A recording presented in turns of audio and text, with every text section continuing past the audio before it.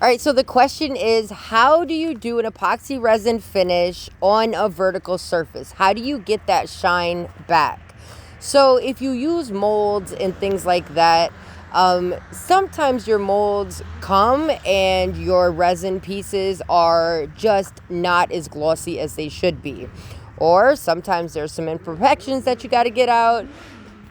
Regardless of how you got here, let me show you how to get that back. All right, so here I'm demolding. I call these my sugar skulls. So they're candy with the drip. These are my drippy sugar skulls. And coming out of the mold, they just don't have the shine that I like my stuff to have. Like, my stuff is flawless. It's got that glass finish. So let's demold these and then we'll get to the process of actually getting that glass-like finish. All right, so from here, you're gonna wanna have a flat surface on the bottom, because what I do is I set these on these little medicine cups. So I'm cutting the sticks out of the bottom. If you do any kind of like an inlay in these, you're gonna want your bottom to be flat.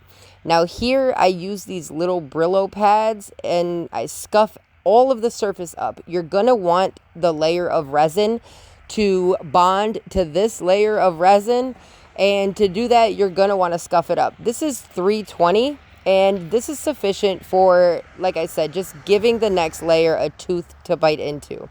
So you're gonna want to go over all of the surfaces, and let's just finish that up. All right, after that, you're gonna wipe them down with 91% isopropyl alcohol.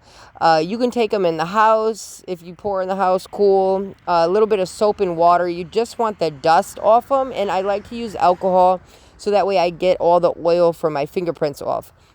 Now these cups right here, I will link them down in the description below. The resin I'm going to be using is from Promise Epoxy. It is just a tabletop resin. This is sufficient. It gives you that scratch resistance. It gives you that glossiness, the UV resistance. It's a really good resin. I prefer Promise over any brand that I've ever used. All right, so I put one in front of the other. If you're doing skulls, do that. If you're not, however you need to prop the thing up, like, do that so that way the resin can drip down off of it. All right, so these medicine cups can actually be used over and over and over again. All right, so like I said, I am using Tabletop Promise Epoxy. This is a 1-to-1 mix ratio, and I can go in the shop about 18 hours later and these will be cured enough for me to go ahead and sand the drips off of the bottom. If you don't know how to choose the right resin for the job, go up top on the right hand side of your screen and I will link up there my very informative video on how to choose the right resin for the job. Whether you're doing a casting pour, if you need a penetrating epoxy, like, there's so many different types of epoxies. You need to know what you need for whatever process you're doing.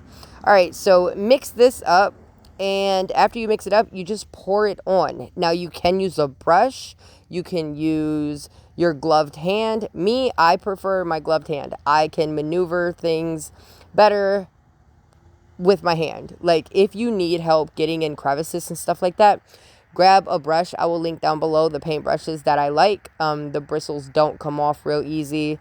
Like, sometimes you get them little cheapos and the bristles come off on all your stuff, and it's just not a good do. All right, so I'm just coating the whole thing, like all of it. I'm making sure everything, all of the surface tension is off of this piece. So, like, self-leveling resin self-levels at 1/8 of an inch, and that is for a flat surface. But even if you pour that resin on there, it's not going to self-level if you don't break the surface tension. That's how people end up with dimples and things like that. So what you're going to do is you're going to break all the surface tension with either a brush or your gloved hand, and then you're going to add heat. All right, so you're going to start at the top and you're going to follow the wave down, and you'll see exactly what I'm talking about when you do this. Like, the resin is super thick, but when you add heat, it like starts to drop down, and you're going to follow that drop down. I call it following the wave. So you'll see what I'm talking about, and you're going to want to go along the whole horizontal part of your vertical piece. That's a mouthful, man. All right, so this is the finished product. Like, that shit is flawless. Do you see this? Look at this. Woo! Now, if that ain't pretty, I don't know what is. All right, you guys, I hope you got something out of this video. I hope this helped. If you have any more questions, don't hesitate. Ask me. I got you. I am coming up with some e-courses. And for now, I have a subscription service over on Instagram. I'm going to drop that link down below as well. All right, you guys, until next time, I'm out.